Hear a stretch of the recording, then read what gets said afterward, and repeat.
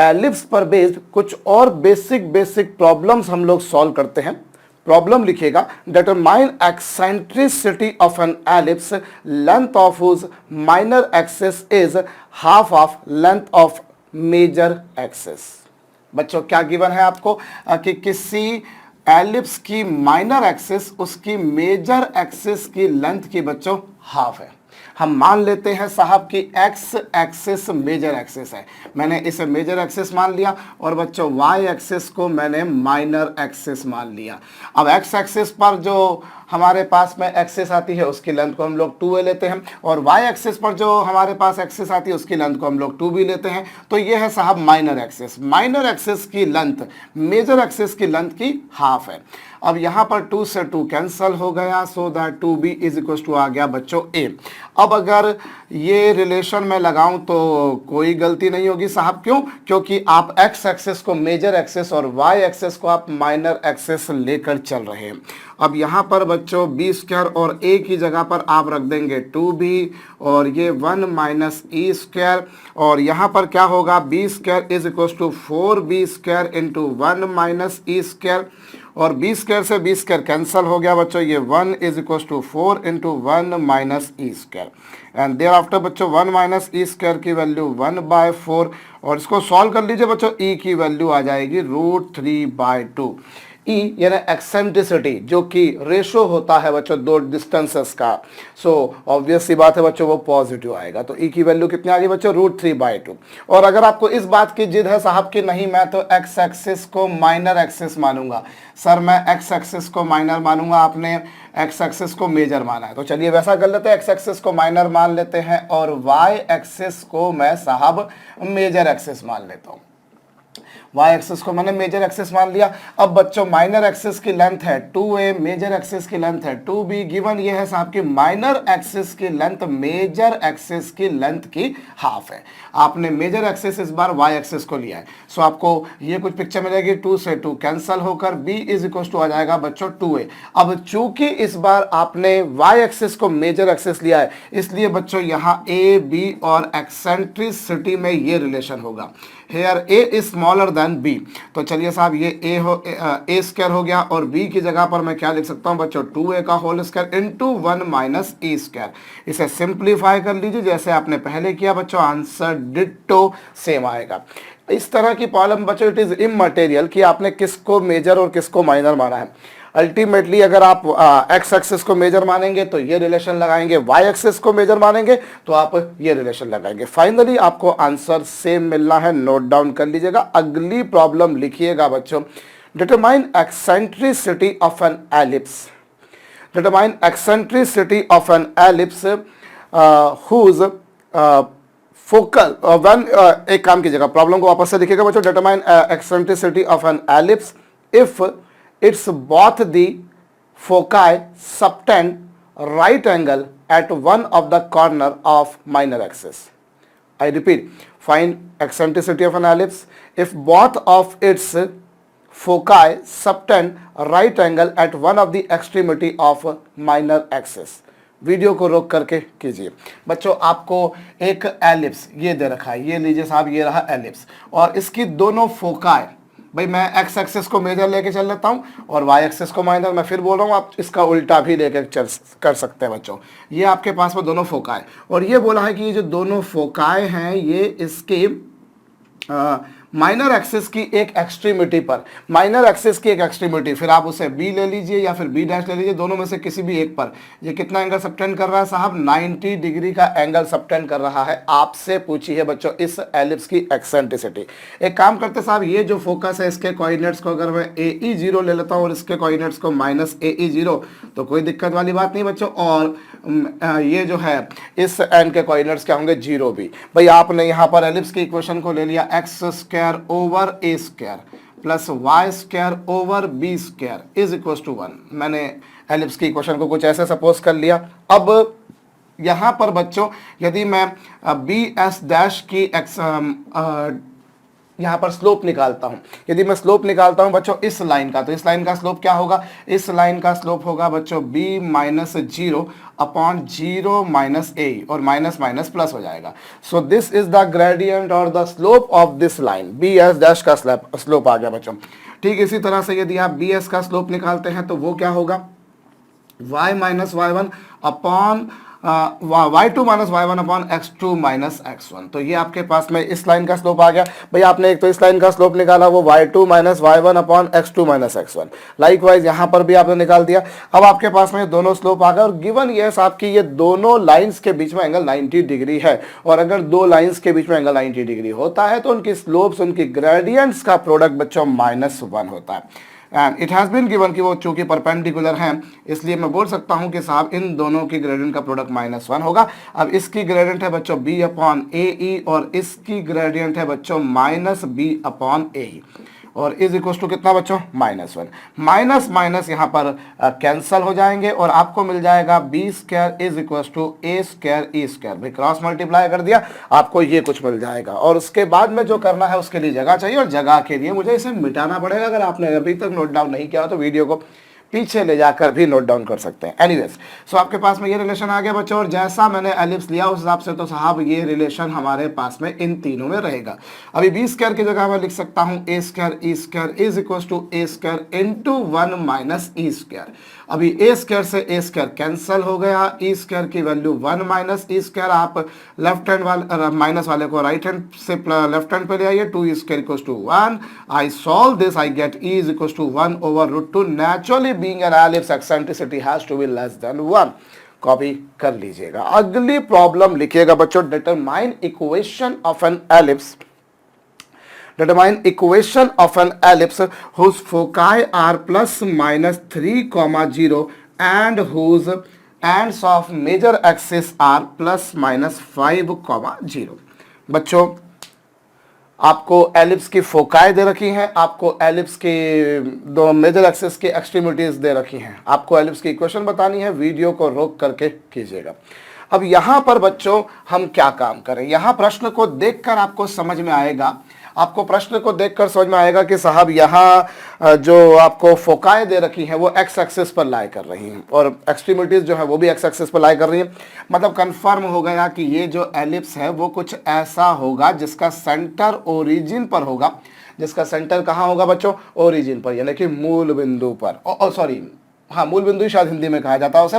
और फोकाई के कोऑर्डिनेट्स आपको दे रखे हैं 3, 0 और -3, 0, और एक्सट्रीमिटीज मेजर एक्सिस की आपको दे रखी है 5, 0 और -5, 0। आपको इसके सेंटर के कोऑर्डिनेट्स समझ में आ रहे हैं बच्चों, 0, 0 आएंगे, सेंटर बिल्कुल ओरिजिन ही हो जाएगा इसका। मैं फिर से बोल रहा हूँ, आपको फोकाई के कोऑर्डिनेट्स क्या दे रखे, 3, 0 और -3, 0। और रही बात बच्चों एक्सट्रीमिटीज किसकी, इसके मेजर एक्सिस की, तो एक है 5, 0 और दूसरी है -5, 0।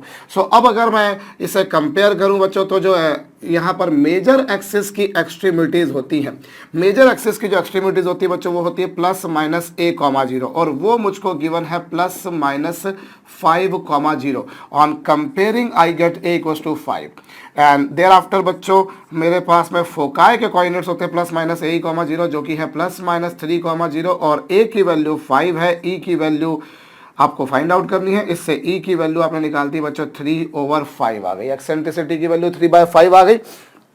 और उसके बाद में बच्चों इससे आप बी स्क्वायर फाइंड आउट कीजिए, बी स्क्वायर की वैल्यू होगी बच्चों a square into 1 minus e square, और बी स्क्वायर मैंने पता कौन ही है भाई, a स्क्वायर मैंने पता है कितना आ रहा है भाई, ये 5 आ रहा है तो 25 हो जाना, और ये 1 minus 9/25। Solving this will get us बच्चों b square value will come out as 16 and thereafter equation of ellipse will be x square upon 25 plus y square upon b square जो कि 16 है is equal to 1। This is the equation of ellipse. Note down कर लीजिएगा बच्चों। अगली problem लिखिएगा, find out equation of an ellipse whose foci are given as 0, ±4। Determine equation of an ellipse whose foci are given as 0, ±4 and eccentricity is 1/3। eccentricity 1/3 है बच्चों। जरा video को रोकिए और करिए। अब यहां पर देखिए आपको फोकाई के कोऑर्डिनेट्स ये दे रखे हैं, फोकाई के कोऑर्डिनेट्स आपको दे रखे बच्चों 0 + -4, it means that foci are located at y axis. Foci हमेशा मेजर एक्सिस पर होते हैं, फिर भले वो एक्स एक्सिस हो या वाई एक्सिस हो, certainly sure that foci always are located on major axis. अब फोकाई के कोऑर्डिनेट्स देखकर मुझे मालूम पड़ रहा है कि फोकाई वाई एक्सिस पर है, इसका मतलब एलिप्स जो बन रहा है वो कुछ ऐसा बन रहा है, जो दीर्घवृत्त बन रहा है बच्चों वो कुछ ऐसा बन रहा है।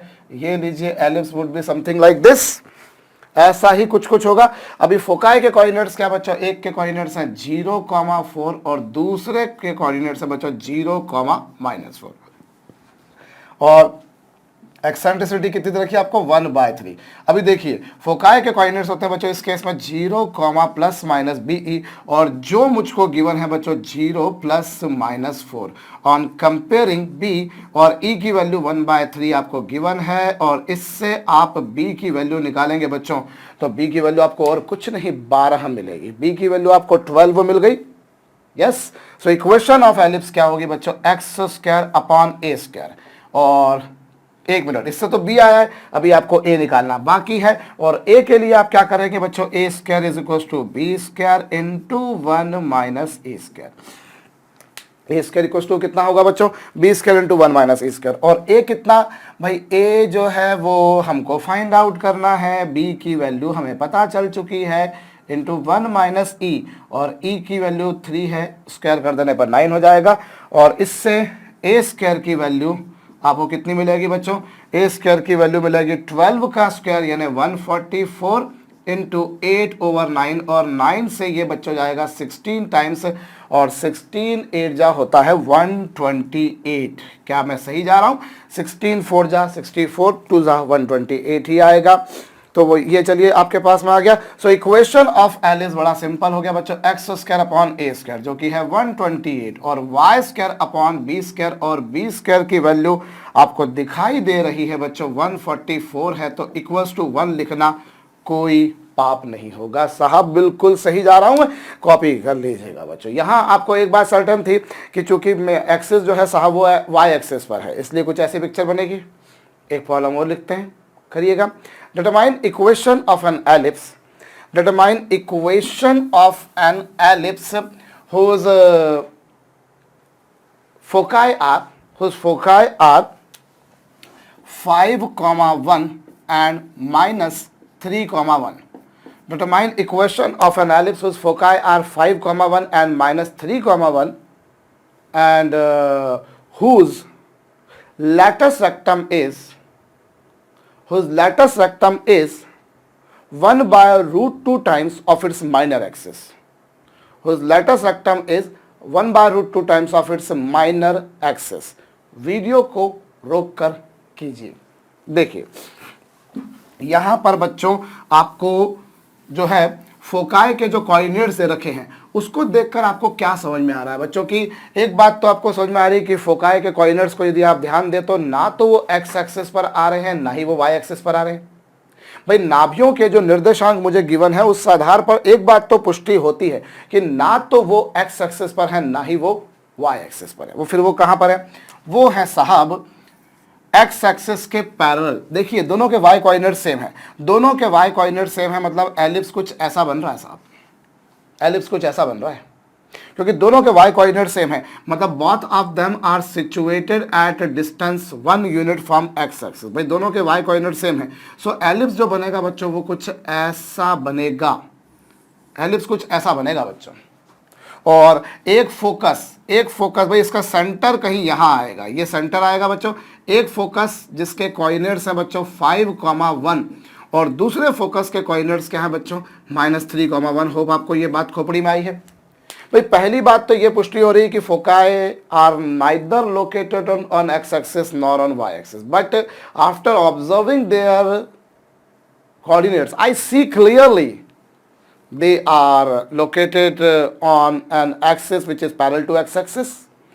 जो है बच्चों वो x axis पर है कहीं ना कहीं, ऐसी कुछ पिक्चर बन रही है से यस, क्योंकि दोनों के y कोऑर्डिनेट सेम है, इसका मतलब कुछ ऐसी ही पिक्चर बन रही है। तो एक फोकस ये आएगा, एक फोकस ये आएगा बच्चों, एक तो ये। और माइनर एक्सिस की लेंथ एक मिनट, लेटस रेक्टम की लेंथ, लेटस रेक्टम की लेंथ जो है वो 1/√2 टाइम्स है किसकी, किसकी, माइनर एक्सिस की लेंथ की। और माइनर एक्सिस की जो लेंथ होती है बच्चों वो हम यहाँ पर कुछ इस तरह से, ये इसे बी नाम दे देते हैं, इसे बी डैश नाम दे देते हैं, तो ये साहब माइनर एक्सिस की लेंथ है।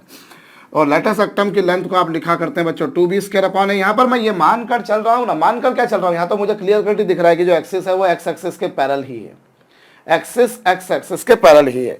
सो ऐसी पिक्चर बनेगी बच्चों लेटस रेक्टम की लेंथ तो यही चाहेगी। और रही बात आपको माइनर एक्सिस की लेंथ के बारे में बोला जाए बच्चों तो वो और कुछ नहीं, वो 2b है।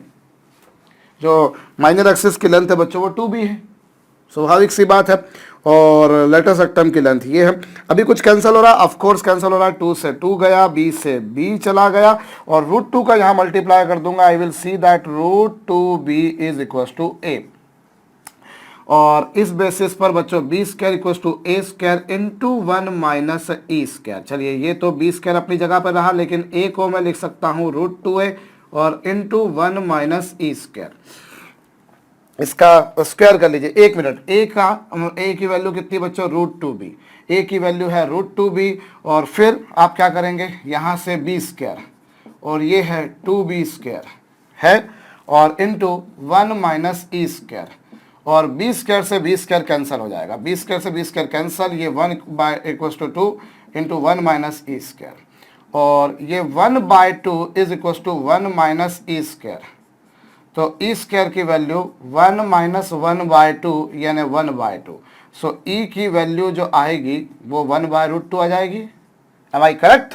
प्रोबेबली आई एम करेक्ट बच्चों। आई रिपीट, भाई यहाँ पर b² equal to a² into 1 minus e² और a की वैल्यू √2b है, स्क्वायर कर देंगे, b² से b² कैंसिल हो जाना, भाई यही आना है, और e की वैल्यू 1/√2 यानी, तो एक्सेंट्रिसिटी की वैल्यू 1/√2 आ गई। एक्सेंट्रिसिटी की जरूरत आपको इसलिए पड़ेगी क्योंकि आपको जो है क्या चाहिए, आपको a चाहिए, b चाहिए, भाई एलिप्स की इक्वेशन चाहिए, मतलब आपको ये सभी बातें चाहिए।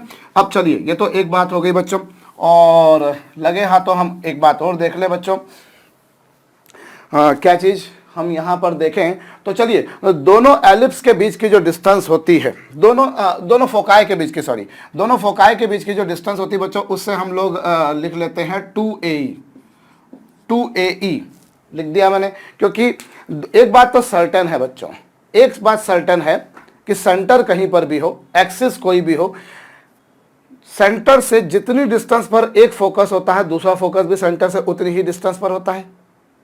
एक फोकस सेंटर से जितनी डिस्टेंस पर होगा, दूसरा भी उतनी डिस्टेंस पर होगा, बस एक राइट में तो दूसरा लेफ्ट में, एक ऊपर तो दूसरा नीचे होगा बच्चों। सो इन दोनों के बीच की डिस्टेंस जो है साहब वो आप निकालिए। दोनों फोकाई के बीच की डिस्टेंस जिसे आप एस डैश बोलेंगे तो वो होगी under the root of x2 minus x1 का स्क्वायर। तो 5 + 3 का स्क्वायर प्लस 1 माइनस 1 का स्क्वायर यह आएगी, और इससे आप लोग लिख देते हो बच्चों 2AE। आप सॉल्व करके देखते हैं तो ये 8 इज इक्वल टू आ रहा है बच्चों 2AE, यहाँ पर 2 से ये कैंसिल होकर 4 इज इक्वल टू आएगा AE, और E की वैल्यू 1/√2, E की वैल्यू 1/√2, तो यहाँ पर E की वैल्यू 1/√2 पुट कर दीजिएगा, A की वैल्यू आपको मिल जाएगी साहब 4√2। यहाँ पर बच्चों दोनों फोकाई के बीच की डिस्टेंस निकाली वो S dash under the root x2 minus x1 का square plus y2 minus y1 का स्क्वायर। सॉल्व करके देख लीजिए बच्चों, a की वैल्यू आपके पास में क्या आ रही है, मतलब ये सेमी मेजर एक्सिस वाली आ रही है। a आ गई, अभी b निकालिए। अभी b क्या होगा बच्चों, b² की वैल्यू होगी a² इंटू 1 माइनस e², और आप इसका स्क्वायर करेंगे बच्चों, ये 4√2 का स्क्वायर इंटू 1 माइनस e का स्क्वायर जो कि होता है 1/2। 4 का स्क्वायर 16 2 32, 32 में 1/2 का मल्टीप्लाई कर दोगे बच्चों, b² चा मान 16 आहे, b² की वैल्यू 16 आ गई। a² की वैल्यू आप निकाल चुके हैं 4 इंटू मतलब स्क्वायर 16 2 32, यस 32 आ रहा है। सो आपके पास में ये आ गया। अब इक्वेशन ऑफ एन एलिप्स जो होती है बच्चों वो होती है x² upon a² plus y² upon b² is equal to 1। क्योंकि ये सारा कैलकुलेशन जो है, ये सारा कैलकुलेशन जो बच्चों मैंने इसी स्टैंडर्ड एलिप्स के अकॉर्डिंग ही किया है। हम लोग जो भी प्रॉब्लम सॉल्व कर रहे हैं वो कहीं ना कहीं इसी स्टैंडर्ड इक्वेशन से कहीं ना कहीं कुछ एनालॉजी, सिमिलरिटी, समानता रखती हैं। So equation of ellipse would be something like this. तो a² की वैल्यू है, b² की वैल्यू है, आप रख देंगे बच्चों। यहाँ पर a की वैल्यू कितनी आई, a स्क्वायर की वैल्यू आप देख पा रहे हैं जैसा कि 32 है, b स्क्वायर की वैल्यू आप देख पा रहे हैं जैसा कि 16 है बच्चों। a स्क्वायर की वैल्यू 32, b स्क्वायर की value 16। Finally after solving I will get something like this बच्चों। The equation of ellipse would be something like this. दीर्घवृत्त की जो समीकरण है बच्चों वो ऐसी ही कुछ होगी। मेरे ख्याल से आपका भी यही ख्याल होगा है, पर बच्चों मुझे बड़े अफसोस के साथ कहना पड़ रहा है कि अगर आपका ये ख्याल है तो ये गलत है। जो लोग इस ख्याल से ख्यालित हो रहे थे भैया वो गलत हो गए, वो खाली हो चुके। एक्चुअली में ये इक्वेशन एलिप्स की होती है, इसमें कोई दो मत नहीं, पर ये तब होती है बच्चों जब सेंटर ओरिजिन हो, जब केंद्र मूल बिंदु हो। और एक्चुअली अभी सेंटर क्या होगा बच्चों, सेंटर जो है जो एलिप्स का बिल्कुल सेंटर है, स्वाभाविक बात है। तो वो जो होता है बच्चों वो क्या होता है, वो दोनों फोकाई का मिड पॉइंट होता है। आप उसको किसी भी तरह से बोल सकते हैं कि वो दोनों फोकाई का मिड पॉइंट है, या ये जो मेजर एक्सिस की दोनों एक्सट्रीमिटीज हैं इनका मिड पॉइंट है, या माइनर एक्सिस की जो दोनों एक्सट्रीमिटीज हैं उनका मिड पॉइंट है। तो ये जो पॉइंट है बच्चों ये और कुछ नहीं, इन दोनों का मिड पॉइंट होगा। तो सेंटर के कोऑर्डिनेट्स यदि आप निकालें बच्चों तो वो x1 प्लस x2/2, सेंटर के कोऑर्डिनेट्स क्या आएंगे बच्चों x1 प्लस x2/2। लाइकवाइज बच्चों y1 प्लस y2/2 ये आएंगे, और इसको आप सॉल्व करेंगे बच्चों तो ये 1,1 आ जाएंगे। These are the coordinates of centre. So as such equation of ellipse वैसे ही होती जैसी आपने ऊपर लिखी, लेकिन अफसोस इस बात का था बच्चों कि वो तब होती जब सेंटर होता ओरिजिन, पर ओरिजिन यहां पर नहीं है, यहां तो 0.11 है। So origin has to be shifted from position 0,0 to 1,1। मूल बिंदु को बच्चों मुझे 0,0 से 1,1 पर प्रतिस्थापित करना पड़ेगा, तो ये x-1 का होल स्क्वायर अपॉन 32, और इसी तरह से बच्चों y-1 का whole square upon 16 is equal to 1। So ये आपके पास में एलिप्स की दीर्घवृत्त की समीकरण आएगी। होप बात खोपड़ी में आई है, बात आपकी खोपड़ी में आई है बच्चों। आई रिपीट बच्चों, हम लोग यहाँ पर क्या कर रहे हैं, मैं आपको फिर से एक बार वो बताता हूँ बच्चों। देखिए आपको यहाँ पर दोनों फोकाई जो दे रखे हैं उसके आधार पर एक बात तो आपको क्लियर हो रही है कि साहब ये जो है एलिप्स, इसकी एक्सिस ना तो एक्स एक्सिस है ना ही वाई एक्सिस है। बच्चों foci certainly sure major axis पर होते हैं। अब दोनों फोकाई के वाई कोऑर्डिनेट सेम है, मतलब मुझे ये समझ में आ रहा है कि जो एक्सिस होगी वो एक्स एक्सिस के पैरेलल होगी, क्योंकि एक्स एक्सिस के पैरेलल जो भी कोई लाइन होती है उस पर तमाम पॉइंट्स एक्स एक्सिस से इक्वली डिस्टेंट अवे अपार्ट होते हैं बच्चों। सो दोनों के वाई कोऑर्डिनेट सेम थे, इससे मुझे मालूम पड़ गया कि साहब वो एक्स एक्सिस के पैरेलल है, तो मतलब कुछ ऐसा एलिप्स बनेगा भाई, मतलब ये मेजर एक्सिस होगी, ये भी आपको समझ में आ गया। ना केवल फोकाई इससे इक्वल डिस्टेंस पर उस सबको ये मालूम पड़ रहा है कि हाँ एक्सिस एक्स एक्सिस के पैरेलल है, बल्कि ये भी मालूम पड़ रहा है कि वो मेजर एक्सिस ही है, क्योंकि मेजर एक्सिस पर ही दोनों नाभियां होती हैं बच्चों। तो ये आपके पास है। अब आपको क्या गिवन है, आपने एक रफ डायग्राम बना दिया। आपको ये गिवन है कि लेटर सेक्टम की लेंथ माइनर एक्सिस की लेंथ की 1/√2 टाइम्स है लेटर सेक्टम की लेंथ, ये है माइनर एक्सिस की लेंथ, ये 2 से 2, b से b कैंसिल हो गया। b स्क्वायर की वैल्यू आ गई बच्चों a square into 1 minus e square, और b स्क्वायर और a की वैल्यू √2b आपने स्क्वायर कर दिया, b स्क्वायर से b स्क्वायर कैंसिल बच्चों, 1 = 2 इंटू 1 माइनस e स्क्वायर। इसको सॉल्व करेंगे, e की वैल्यू कितनी आ जाएगी बच्चों, e की वैल्यू आ जाएगी 1/√2, ई की वैल्यू 1/√2 आ गई बच्चों। अब दोनों जो फोकाई हैं उनके बीच की डिस्टेंस 2a, आप बोलोगे वो तब होती है सब जब सेंटर 0,0 पर हो, तो एक इधर a पर होता है, एक माइनस a पर होता है। लेकिन बात वो नहीं है बच्चों, सेंटर कहीं पर भी हो, सेंटर कहीं पर भी हो, एक बात सर्टन है कि जितनी डिस्टेंस पर एक फोकस होगा दूसरा भी उतनी ही डिस्टेंस पर होगा। और मैं काम करता हूं उन दोनों के बीच की, अगर मैं पूरी मेजर एक्सिस की लेंथ को अगर मैं 2a मान लूं, इररिलेवेंट की आपका एलिप्स का सेंटर कहां है, इररिलेवेंट की एक्सिस कहां है, अगर मैंने उसकी मेजर एक्सिस की लेंथ को 2a मान लिया तो जो फोकाई के बीच की डिस्टेंस होती है वो 2a इंटू ई, मतलब मेजर एक्सिस की length into eccentricity, major axis की लेंथ इंटू एक्सेंट्रिसिटी, ये होता है कंफर्म, बिल्कुल स्टाम्प पेपर पे लिखा है ये कि अगर मेजर एक्सिस की लेंथ 2a है तो दोनों फोकाई के बीच की डिस्टेंस उस 2a का इंटू ई टाइम्स होगी।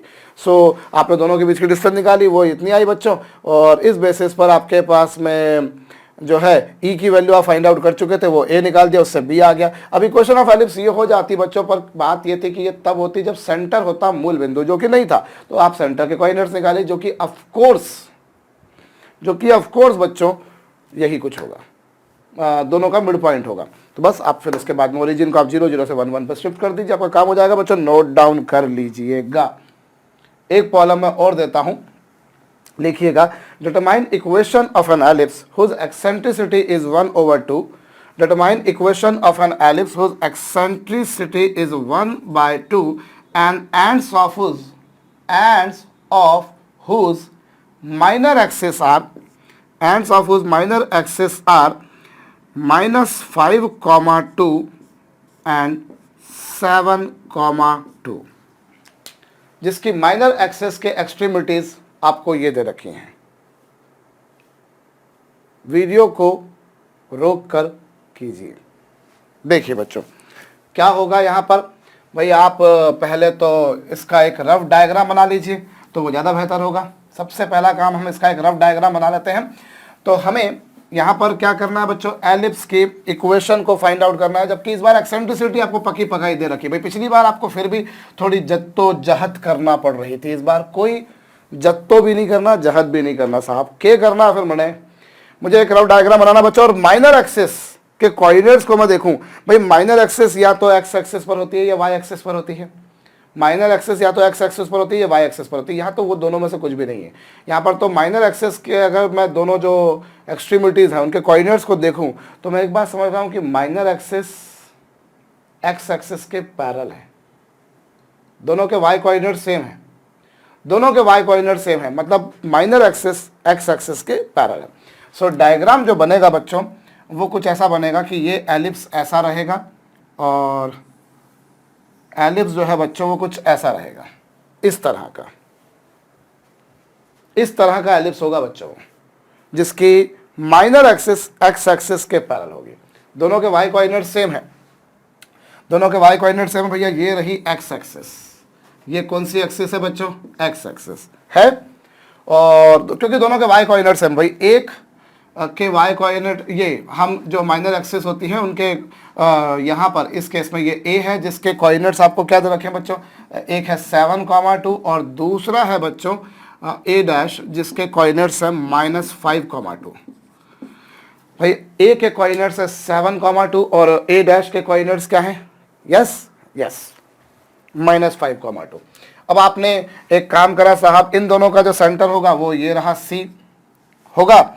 अब आपको एक्सेंट्रिसिटी भी गिवन है, बहुत अच्छी बात है, ये तो उत्केंद्रता आपको गिवन है बच्चों। तो अब क्या करेंगे अब आप जो है एक्सेंट्रिसिटी आपको दे रखी है, आप इन दोनों के बीच की डिस्टेंस निकालिए। इन दोनों के बीच की जो डिस्टेंस होगी वो 2a होगी, जो कि आप डिस्टेंस फार्मूला लगाकर कर सकते हैं, या आप डायरेक्ट भी बोल सकते हैं साहब कि ये एक ओरिजिन से 7 यूनिट्स उधर है और दूसरा ओरिजिन से 5 यूनिट्स इधर है, तो उससे भी मालूम पड़ जाएगा। वरना आप डिस्टेंस फार्मूला लगाइए, under the root of x2 - x1 का स्क्वायर और y2 - y1 का स्क्वायर, दोनों का सम करके फाइनली सॉल्व कर लीजिए बच्चों। 2a की वैल्यू 12 आ जाएगी, सो दैट a की वैल्यू आ गई 6। ए की वैल्यू कितनी आ गई, 6।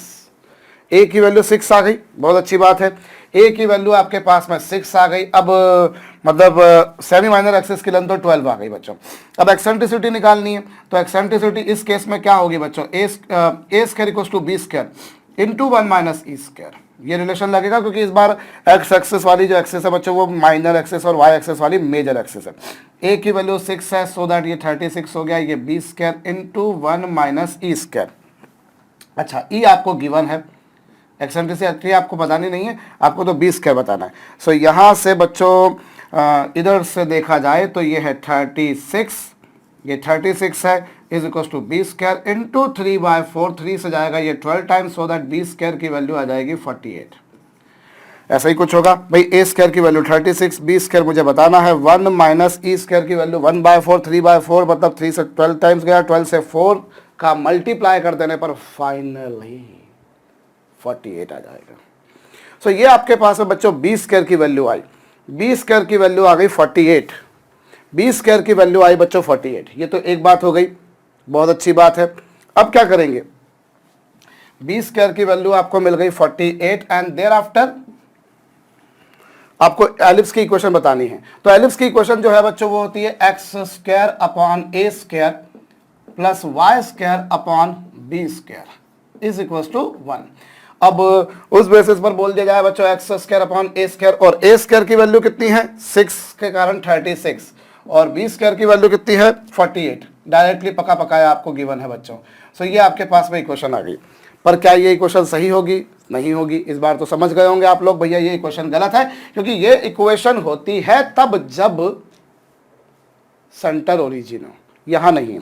एक बात कंफर्म है बच्चों की, मैं फिर बोल रहा हूं, एक्सिस कोई भी हो, एक्स एक्सिस हो, वाई एक्सिस हो, एक्स एक्सिस के पैरेलल हो, वाई एक्सिस के पैरेलल हो, या इनफैक्ट इनमें से किसी के भी पैरेलल नहीं हो, सर्टेनली श्योर कि जो सेंटर होता है वो माइनर एक्सिस के दोनों एंड्स का मिड पॉइंट होता है, मेजर एक्सिस के दोनों एंड्स का मिड पॉइंट होता है, फोकाई का भी मिड पॉइंट होता है। इनफैक्ट अगर इसके लेटस रेक्टम के बारे में मैं बात करता तो लेटस रेक्टम, दोनों लेटस रेक्टम से भी वो इक्वली डिस्टेंट होता। सेंटर मतलब सेंटर, हर मायने में सेंटर, यूं कह लीजिए आप।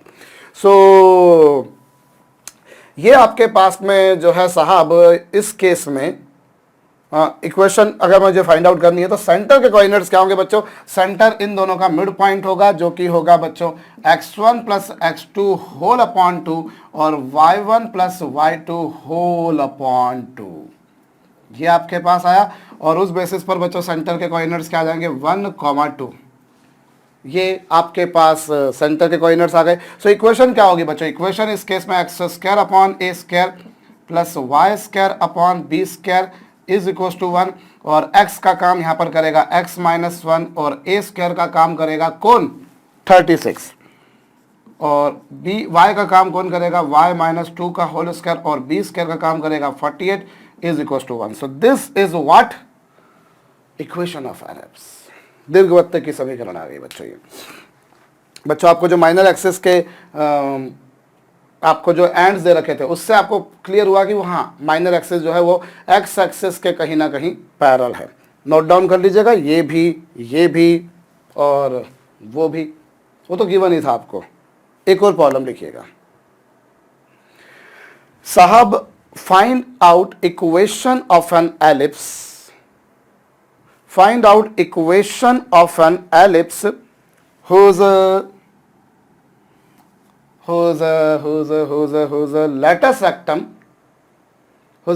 rectum is half of its major axis, whose lattice rectum is half of its major axis, and equations of whose directrix, equations of whose directrix are y equals to 7 and y is equals to -3। आपको बच्चों किसी ellipse की equation बतानी जिसकी directrix की equation दे रखी है, और आपको ये बोला है कि लेटस रेक्टम की लेंथ उसकी मेजर एक्सिस की लेंथ की हाफ है। वीडियो को रोक कर कीजिए। अब यहां पर आप दोनों डायरेक्ट्रिक्स की इक्वेशंस को जब देख रहे हैं तो आप क्या पा रहे हैं कि जो डायरेक्ट्रिक्स है वो उनकी जो इक्वेशन है, एक की है y equal to 7, y equal to 7 मतलब कुछ ऐसी लाइन आएगी, और y इक्वल टू -3 मतलब कुछ ऐसी लाइन आएगी। भाई एक डायरेक्ट्रिक्स की इक्वेशन है y इक्वल टू -3 और दूसरी डायरेक्ट्रिक्स की इक्वेशन है y इक्वल टू +7। एक डायरेक्ट्रिक्स की इक्वेशन है y इक्वल टू +7, दूसरी डायरेक्ट्रिक्स की इक्वेशन है y इक्वल टू -3। अब ये दोनों इक्वेशंस को अगर मैं देखूं, इन दोनों समीकरणों को यदि मैं देखूं तो मैं एक बात पा रहा हूं कि दोनों y एक्सिस के पैरेलल हैं और y एक्सिस के पैरेलल हैं। मतलब उससे क्लियर हो रहा है कि ये जो आपका एलिप्स होगा वो कुछ ऐसा होगा कि वो उसकी मेजर एक्सिस जो है वो y एक्सिस होगी, क्योंकि आपको पता है बच्चों अगर एलिप्स ऐसा होता है तो डायरेक्ट्रिक्स ऐसी होती हैं। मतलब उस केस में जो डायरेक्ट्रिक्स होती हैं वो x एक्सिस के परपेंडिकुलर होती हैं, या यूँ कहा जाए कि y एक्सिस के पैरेलल होती हैं। और अगर ऐसा एलिप्स होगा तो डायरेक्ट्रिक्स ऐसी होंगी। सो उससे क्या सर्टन हुआ? उससे ये सर्टन हुआ कि एक डायरेक्ट्रिक्स है ओरिजिन से या एक्स एक्सिस से 7 डिस्टेंस ऊपर और दूसरी है ओरिजिन से 3 डिस्टेंस नीचे। भाई y इक्वल टू +7 मतलब ओरिजिन से 7 डिस्टेंस ऊपर जा रही है लाइन, और -3 मतलब नीचे जा रही है। ये तो बड़ी लुच्ची सी बात है, आप समझ चुके होंगे मेरे ख्याल से। And thereafter what to do? Yes हम पहले तो एक्सेंट्रिसिटी निकालें। हमें क्या गिवन है बच्चों यहाँ पर कि जो डायरेक्ट्रिक्स लेटस रेक्टम की लेंथ है, लेटस रेक्टम की लेंथ जो कि होती है 2b² अपॉन a। लेकिन इस केस में तो लेटस रेक्टम की लेंथ क्या होगी भाई? लेटस रेक्टम की लेंथ इस केस में आपको दे रखी हाफ ऑफ मेजर एक्सिस, और इस बार मेजर एक्सिस आप जैसा कि चित्र में पा रहे हैं, इस बार मेजर एक्सिस है वाई एक्सिस, जिसके एंड्स, जिसकी एक्सट्रीमिटीज को मैं बी और बी डैश नाम दिया करता हूं। सो लेटर सेक्टम की लेंथ इस बार होगी 2a² upon b, and which is half of this length which is 2b। Solving this will give you something जो आपको चाहिए। यहां से बच्चों आपको 2a² इज इक्वल टू मिल जाएगा b², और एक्सेंट्रिसिटी के लिए रिलेशन क्या होगा बच्चों, a² equal to b² into 1 minus e², because in this case y axis is major axis. a² मैंने अपनी जगह पर रखा और b² की जगह रख दिया मैंने 2a², 2a का स्क्वायर ना कि 2a का whole square, into 1 minus e², और a² cancel, 1 is equal to 2 into 1 minus e², 1/2 is equal to 1 minus e², और इससे e² की वैल्यू आएगी 1 माइनस 1/2, जो आपको दे देगा कितना, 1/2। इससे e² की वैल्यू कितनी आ गई, 1/2। e की वैल्यू 1/, तो इससे e की वैल्यू 1/√2 आ गई। क्या मैं सही हूं? चेक कर लीजिएगा भैया। आपको जो लेटर सेक्टम की लेंथ आएगी वो ऐसी आएगी, मेजर एक्सिस की लेंथ 2b आएगी, उसकी हाफ है, 2 से 2 कैंसल हो जाएगा, आपको ये कुछ b से b मल्टीप्लाई कर देने पर, और फिर e की वैल्यू 1/√2 आ गई, आ गया भैया। अब e की वैल्यू 1/√2 आ गई। अब आपको क्या करने का है, अगला काम क्या करना है, क्या करना है अगला काम? अगला काम हमें करना है कि हमें इस दोनों जो आपके पास में दोनों जो डायरेक्ट्रिक्स होती हैं, एक की equation y equal to b/e होती है, दूसरे की y equal to minus b/e होती है, बशर्ते सेंटर ओरिजिन हो। लेकिन यहाँ पर ऐसा नहीं है। लेकिन एक बात कंफर्म है कि सेंटर से जितनी डिस्टेंस पर, सेंटर से जितनी डिस्टेंस पर एक होगी, दूसरी भी उतनी डिस्टेंस पर होगी। अगर एक की सेंटर से b/e डिस्टेंस है तो दूसरी की भी सेंटर से उतनी ही डिस्टेंस यानी कि b/e ही होगी।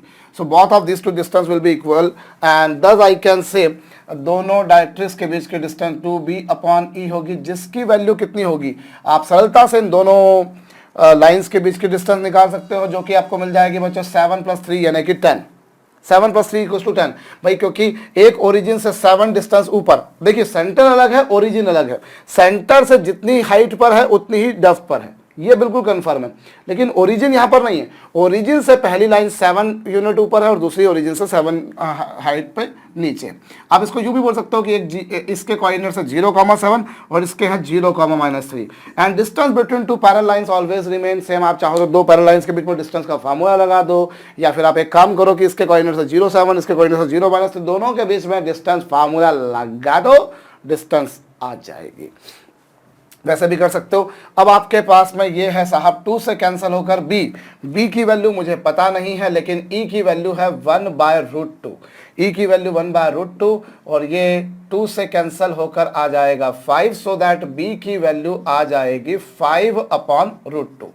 भाई ये 2 आ गया, ये दोनों के बीच की डिस्टेंस, भाई एक सेंटर से जितनी हाइट पर है दूसरी सेंटर से उतनी ही डेप्थ पर है, एक सेंटर से जितनी हाइट पर है दूसरी सेंटर से उतनी ही डेप्थ पर है। सो ये 2 × b/e, और e की वैल्यू 1/√2, ये 5 है। आप क्रॉस मल्टीप्लाई कर देंगे, आपको b की वैल्यू कितनी मिल जाएगी बच्चों, b की वैल्यू 5/√2 आएगी, b की वैल्यू 5/√2 आएगी। क्या मैं सही हूं?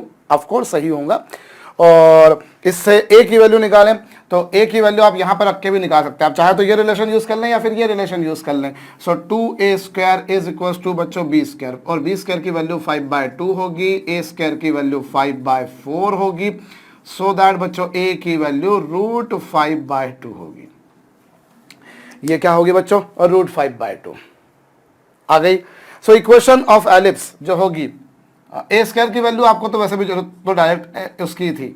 सो x² upon a² plus y² upon b² is equal to 1, ऐसी कुछ आएगी एलिप्स की इक्वेशन। अब आप रख दें, लेकिन यहां पर फिर वही बात होगी बच्चों कि एक्चुअली ये इक्वेशन आती है तब जब होता है सेंटर ओरिजिन, पर यहां पर नहीं है। पर एक बात कंफर्म है कि मैंने आपको बताया बच्चों, सेंटर हर मायने में सेंटर है। सेंटर बच्चों इसके दोनों माइनर एक्सिस का मिड पॉइंट है, माइनर एक्सिस के दोनों एंड्स का, मेजर एक्सिस के दोनों एंड्स का, और दोनों डायरेक्ट्रिक्स का। सो आप इन दोनों का मिड पॉइंट निकालिए बच्चों, 0,7 और 0,-3, तो 0 + 0/2 और 7 माइनस 3/2, सो दैट ये 0 हो जाएगा और ये 2 हो जाएगा। तो इसके कोऑर्डिनेट्स क्या आ जाएंगे बच्चों, 0 2 आ गए। सो इक्वेशन क्या होगी बच्चों, x माइनस 0 का whole square upon a square, और ए स्क्वायर की वैल्यू आप डायरेक्टली निकाल चुके हो बच्चों 5/4। और जहां तक y का सवाल है तो y कितना है बच्चों, y कोऑर्डिनेट जो आ रहा है वो आ रहा है 2, सो ये 0 माइनस 2 का whole square upon b square, और बी स्क्वायर की वैल्यू कितनी आई थी बच्चों, b की वैल्यू थी 5/√2, तो इसकी वैल्यू होगी बच्चों बी स्क्वायर की वैल्यू 25/2। चेक कर लीजिएगा भैया क्या मैंने सही किया है, और इज इक्वल टू 1। एक बार चेक कर लेते चलिए। लेटर सक्टम की लेंथ भाई 2a square equal to b square, और a square equal to b square into 1 minus e square, b square की वैल्यू ये रख दी, ए स्क्वायर से ये कैंसल, ई की वैल्यू 1/√2 आई, ई की वैल्यू रख देंगे यहाँ पर, ये 5 टाइम्स इसका क्रॉस मल्टीप्लाई करेंगे ना, तो क्रॉस मल्टीप्लाई करेंगे तो 5/2 ही आएगा, स्क्वायर कर देंगे तो 25/2 ही आएगा, और उसके बाद में आप यहाँ से 20 ए स्क्वायर निकालेंगे तो वो 5/4 आ जाएगा। और फिर आपको कुछ ऊपर ऊपर ले जाना है, जो डिनोमिनेटर के डिनोमिनेटर में इसको सिंप्लीफाई करना, आपका काम हो जाएगा।